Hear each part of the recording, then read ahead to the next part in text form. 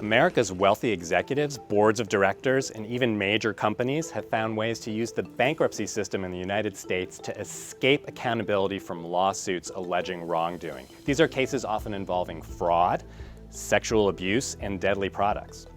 Over the past year, my colleagues and I have spent time looking into their legal strategies.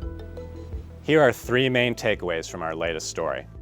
Former Hollywood producer Harvey Weinstein is now a convicted rapist, and he's standing trial now again in California on additional sexual assault charges.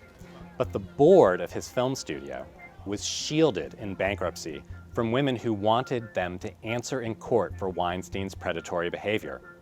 I spoke to one of them, Dominique Hewitt, on the streets of Manhattan. She alleges Weinstein sexually assaulted her in 2010.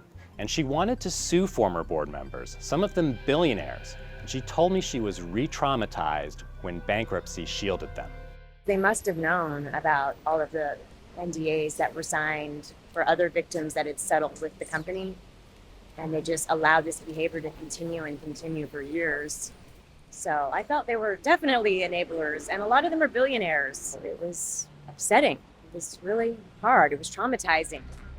A spokesperson for Weinstein said he denies assaulting anyone and that the producer and Hewitt had a fully consensual relationship.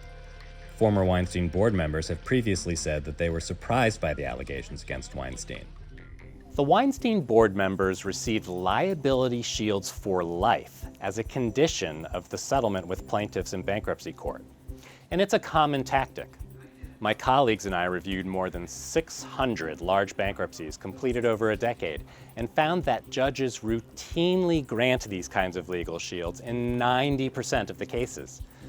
They're called non-debtor releases because they protect people and entities that have not declared bankruptcy themselves.